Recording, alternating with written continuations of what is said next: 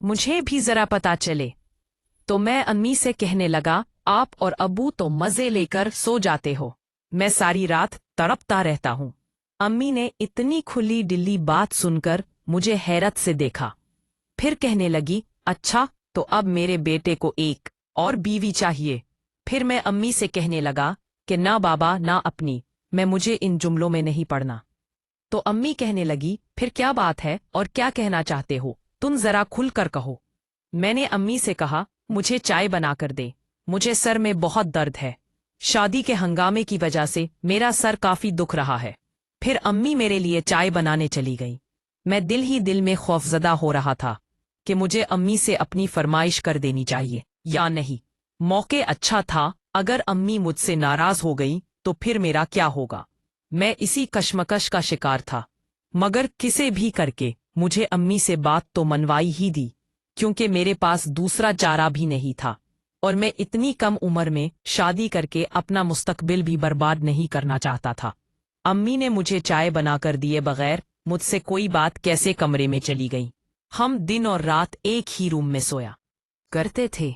बीबी सर्दियों में अपने कमरे में सो जाया करता था, मगर अक्सर रात के 11 बजे में कमरे में चला जाता। इससे पहले मैं अपने कमरे में अपनी पढ़ाई किया करता। तब तक अम्मी अब्बू भी खाना खाकर फारिग हो जाते थे। फिर मैं अपने बिस्तर में लेट जाता रात को 1 या 2 बजे करीब। जब अब्बू अम्मी को उठाता तो उसके आखिर मेरी भी आंखें खुल जाती, मगर कभी मैं उन पर यह जाहिर न करता कि मैं आप लोगों को देख रहा हूँ। कमरे में बिल्कुल हल्की सी रोशनी की, जिससे किसी का चेहरा भी वाज़ेह नजर आता, मगर मैं अच्छी तरह वाकिफ हो गया था कि वो लोग कौन सा खेल खेल रहे हैं। आज जब मैं कमरे में दाखिल हुआ तो वही मध्यम रोशनी चल रही थी। मैं अपनी जगह अपने बिस्तर पर सो गया।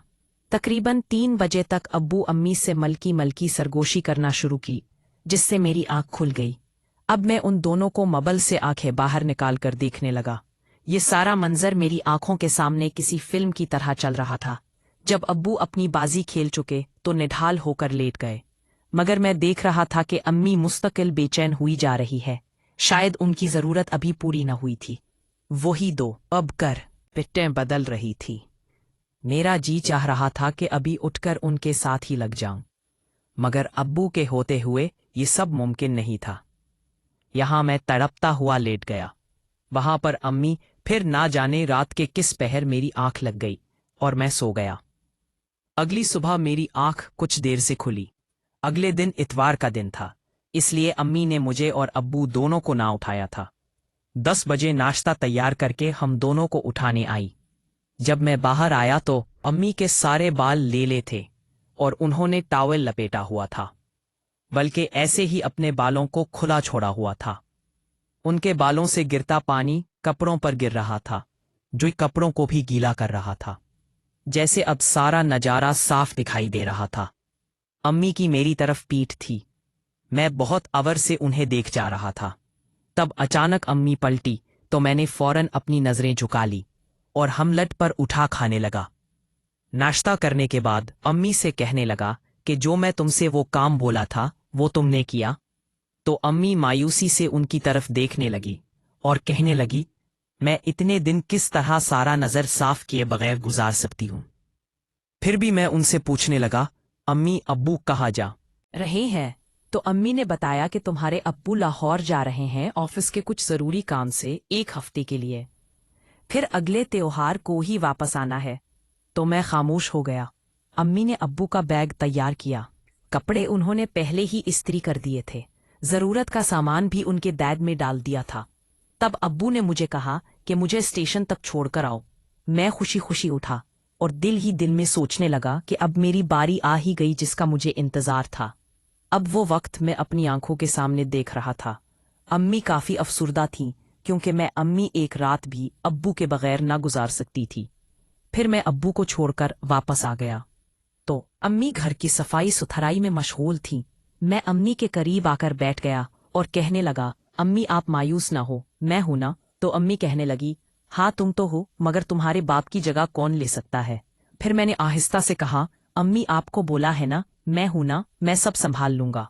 अम्मी ने जैसी मेरी बात अभी भी ना कभी भी। सारा दिन यूं ही गुजर गया और पता ही नहीं चला। میں شام کو دوستوں کے ساتھ باہر نکل گیا اور ڈنر باہر ہی کیا۔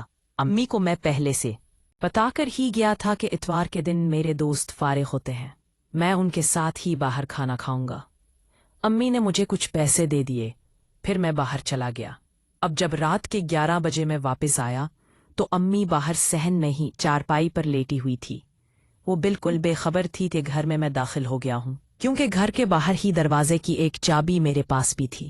میں امی کے بالکل قریب آیا اور آہستہ سے ان کو آواز دی، امی اٹھ جائیں، اندر چلیں، یہاں کیوں سو رہی ہیں؟ امی فوراً بیٹھی اور پوچھنے لگی، تم کب آئے سلمان؟ تو میں نے ان سے کہا، میں ابھی آیا ہوں۔ پھر ہم دونوں کمرے میں چلے گئے۔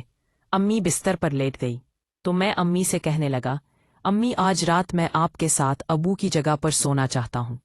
اب امی مجھے حیرت سے دیکھنے لگی اور مسکرا دی۔ پھر میں نے امی سے صاف صاف کہہ دیا، امی میں رات آپ دونوں کو سب کچھ کرتے ہوئے دیکھتا ہوں، میرے وجود میں عجیب سی بے چینی ہے، میں اس کو مٹانا چاہتا ہوں، اگر آپ کی اجازت ہو تو۔ امی کو شاید اس وقت بہت زیادہ ضرورت تھی۔ امی جتنی آسانی سے مان گئی، میں نے سوچا بھی نہیں تھا۔